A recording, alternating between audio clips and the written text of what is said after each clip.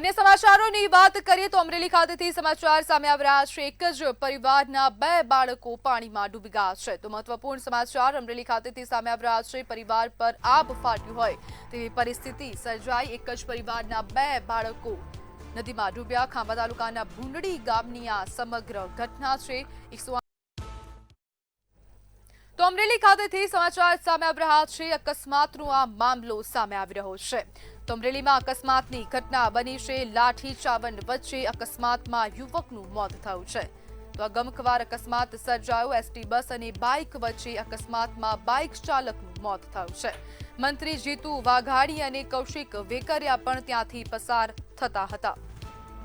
અકસ્માત સ્થળે બંને મંત્રીઓ મદદ માટે દોડી આવ્યા હતા અને આ અકસ્માતમાં બાઇક ચાલક યુવકનું મોત થયું છે।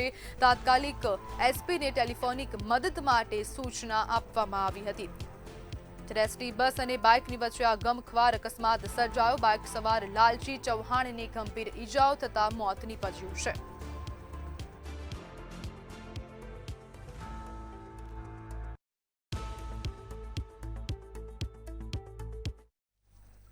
તો રાજકોટ ખાતેથી સમાચાર સામે આવી રહ્યા છે। ટિકિટ કપાતા રઘુવંશી સમાજમાં રોષ ફેલાયો છે।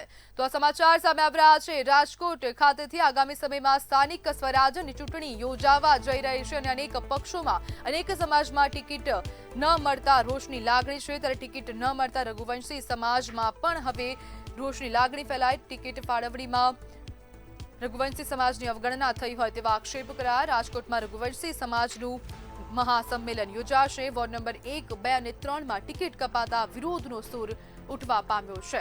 આવતીકાલે જાગનાથ મહાદેવ મંદિર ખાતે આ મહત્વની બેઠક યોજાવા જઈ રહી છે।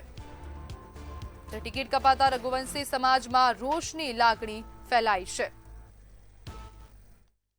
રાજકીય કાવા દાવાને કારણે અમારા વોર્ડ નંબર 1, 2 અને 3 માં જે ટિકિટ કાપવામાં આવેલ છે તે અંગે રઘુવંશી યુવા શક્તિ સંઘ અને સમગ્ર રઘુવંશી સમાજના કાર્યકરો ભાઈ બહેનો દ્વારા આવતીકાલે જાગનાથ મહાદેવ મંદિરની પાછળ પ્રદેશ કાર્યાલય ખાતે રાત્રે 8:30 કલાકે સ્વાભિમાન સંમેલનનું આયોજન થવા જઈ રહ્યું છે।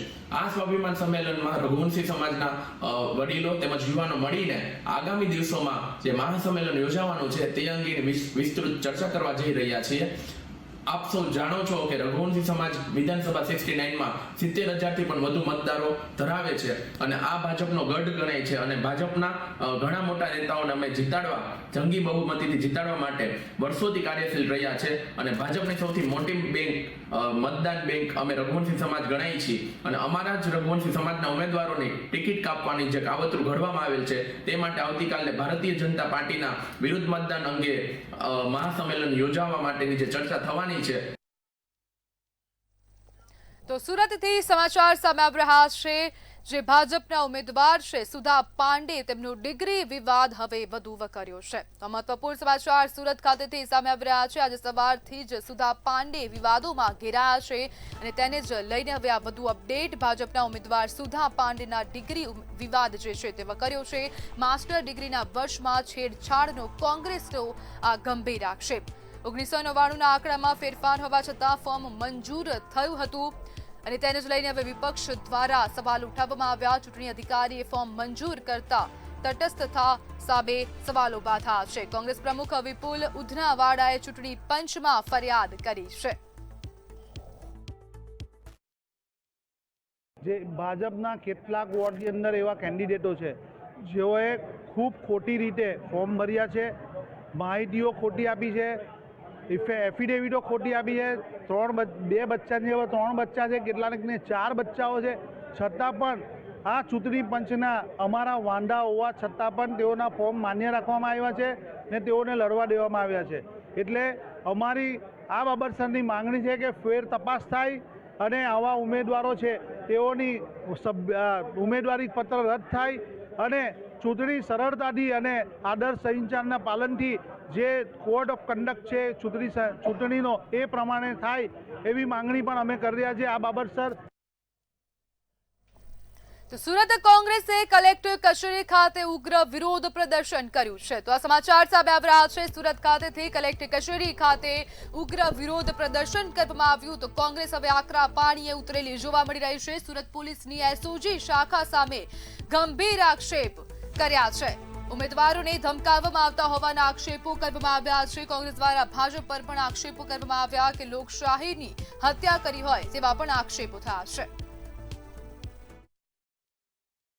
લોકોની જે ચૂંટણી જે લોકશાહીની અંદર મતાધિકાર કરી અને પોતાની રજૂઆત પોતાની વાત જે 5 વર્ષના શાસનનો હિસાબ હોય છે કે તમે 5 વર્ષમાં શું કર્યું, ત્યારે ભારતીય જનતા પાર્ટી જે રીતે છેલ્લા 30 વર્ષથી શાસન કરી રહી છે તેની સામે લોકોનો રોષ છે.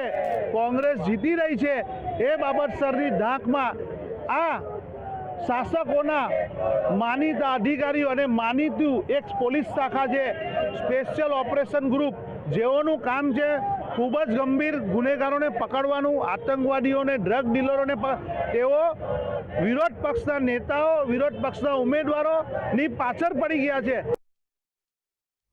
તો સમાચાર સામે આવી રહ્યા છે. સુરત ખાતેથી વોર્ડ નંબર 1ના શર્મિષ્ઠા વરિયાને સસ્પેન્ડ કર્યા છે. વોર્ડ નંબર 30ના ધ્રુમિલ પટેલને પક્ષમાંથી સસ્પેન્ડ કરવામાં આવ્યા. આકરી કાર્યવાહી કરાતા રાજકીય ગરમાવો વ્યાપી ગયો છે. ભાજપ સામે ચૂંટણી લડવાના કારણે સસ્પેન્ડ વાળાના ગોટે ગોટા નીકળ્યા હતા. ત્યારે ફાયર વિભાગનો કાફલો પણ ઘટના સ્થળે પહોંચી આવ્યો હતો. 2 ફાયર ફાઇટર આગ ઓલવવાની કામગીરી શરૂ કરી હતી અને આસપાસના વિસ્તારોમાં અફરાતફરીનો માહોલ પણ સર્જાયો હતો. વિદ્યાર્થી પરિષદ દ્વારા જીકાસને લઈને વિવિધ માંગ કરી ઉગ્ર વિરોધ પ્રદર્શન કરવામાં આવ્યું હતું. મહારાજા કૃષ્ણકુમાર સિંહજી યુનિવર્સિટીની ગેટ પાસે ઉગ્ર વિરોધ પ્રદર્શન કરી માંગ કરવામાં આવી છે. ગુજરાતમાં ઉચ્ચ શિક્ષણ માટેની પ્રવેશ પ્રક્રિયામાં ઉપયોગમાં લેવાતા Gujarat common admission service portal સામે અખિલ ભારતીય વિદ્યાર્થી પરિષદ એબીવીપી દ્વારા ઉગ્ર વિરોધ નોંધાવવામાં આવી રહ્યો છે.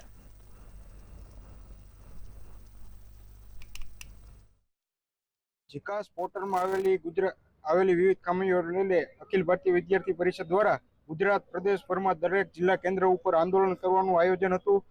એમાં જીકાસમાં આવેલી વિવિધ ખામીઓ જેમ કે તેમાં પ્રાઇવેટ યુનિવર્સિટીનો સમાવેશ કરવામાં નથી આવતો, તેથી ઘણા બધા વિદ્યાર્થીઓને મોંઘીદાટ ફી ભરીને તેમાં શિક્ષણ લેવું પડે છે. ક્યાંક ને ક્યાંક એવું લાગે કે શિક્ષણનું વ્યાપારીકરણ થઈ રહ્યું છે.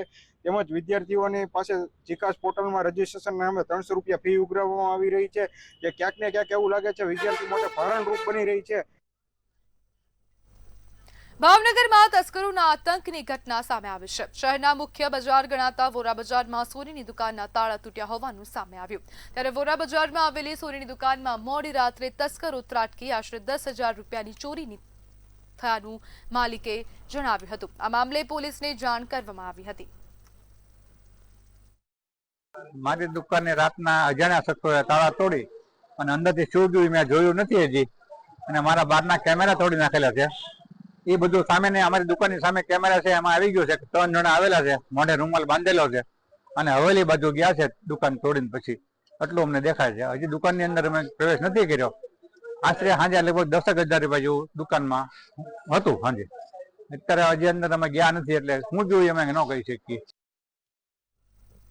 સુરતમાં સત્તામાં એર ટિકિટના નામે 7.67 લાખની છેતરપિંડીનો મામલો સામે આવ્યો હતો. ત્યારે આ છેતરપિંડી કરનાર તબીબી વિદ્યાર્થીને બેંગ્લોરથી ઝડપી પાડવામાં આવ્યો છે.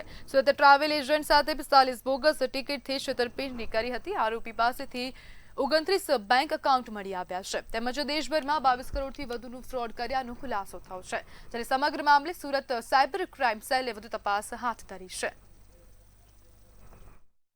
ફરિયાદીને એમ કહીને જણાવવામાં આવ્યું કે તમારું એર ટિકિટ સસ્તામાં થઈ જશે, તમે અગર અમારી સાથે બુક કરાવો તો એમ કહીને ફરિયાદી પાસેથી લગભગ 7.5 લાખ રૂપિયા લઈ લેવામાં આવ્યું. અને જે ટિકિટ બનાવી એ ખરેખર ખોટી ટિકિટ, બનાવટી ટિકિટ એમને વોટ્સએપ ઉપર મોકલી એમની સાથે છેતરપિંડી કરવામાં આવી હતી.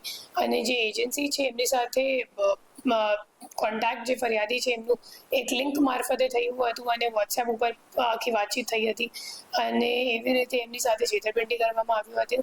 આ જે આરોપી છે એમને અમે લોકોએ બેંગ્લોર ખાતેથી ધરપકડ કર્યું છે. ગીર સોમનાથ જિલ્લામાં એસઓજી પોલીસે પ્રભાસ પાટણ વિસ્તારમાં મોટી કાર્યવાહી કરી છે. સાઈન કોલોનીમાં દવાખાનું ચલાવતા સબ્બીર દાઉદ ગોહિલ નામના વ્યક્તિને ઝડપી પાડવામાં આવ્યો છે, જે કોઈ પણ માન્ય ડિગ્રી વગર દર્દીઓને એલોપેથિક દવાઓ આપતો હતો.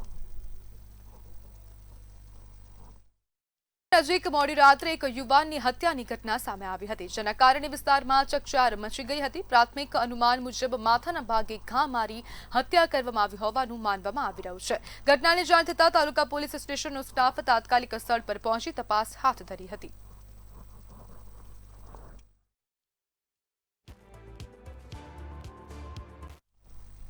બોટાદના રાણપુરના નાગનેશ ગામે ભાદર નદીમાં નહાવા ગયેલા યુવકો પર હુમલાની ઘટના સામે આવી છે.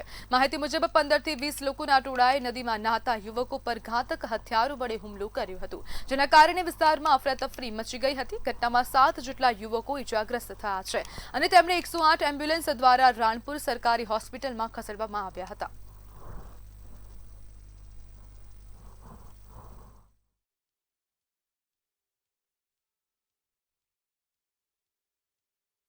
નાગનેશ ગામની નદી છે ને અમે લોકો નાવા ગયા હતા, ત્યાં અમે નાતા હતા. ઉપરથી વેડવા લોકો રહે ને એ અમને પાણા મારવા માંડ્યા અને એમાં હું વિડીયો ઉતારતો હતો. એમાં મને માથે માર્યું અને ફોન મારો લઈ ગયા. હું આ છોકરાઓને મુકાવા ગયો હતો અને મારી ઉપર હુમલો કર્યો છે. એ 15 થી 20 લોકો હતા. એમાં એવું છે, નાગનેશ ગામની સુખ ભાદર નદીમાં મારા ભાઈઓ બધા નાવા ગયેલા હતા. હવે અહીંયા બાજુમાં દેવી પૂજક સમાજના 2-3 ઘર છે, રોડે રહે છે અહીંયા કને. હવે આ લોકો નાતા હતા ને એ લોકો આવીને ડાયરેક્ટ એમ કીધું કે અમારા બાપાની નદી છે, ડાયરેક્ટ ગાળેથી આવી ગયા. પછી ડાયરેક્ટ ઘરેથી હથિયાર ફરસ્યું, કુવાડીયું, લાકડીયું બધું લઈને આવીને અમારા ભાઈઓ ઉપર હથિયારોથી હુમલો કર્યો છે. ગીર સોમનાથ જિલ્લાના દરિયાકાંઠા વિસ્તારમાં સુરક્ષા વધુ મજબૂત બનાવવા તંત્ર સક્રિય બન્યું છે. દરિયાઈ હદને ધ્યાનમાં રાખી ફૂટ પેટ્રોલિંગ સાથે સઘન ચેકિંગ હાથ ધરાયું છે. કોસ્ટલ વિસ્તારોમાં સતત નજર રાખી શંકાસ્પદ પ્રવૃત્તિઓ પર કડક કાર્યવાહી કરવામાં આવી રહી છે. સુરક્ષા વ્યવસ્થા વધુ કડક બનાવાઈ છે.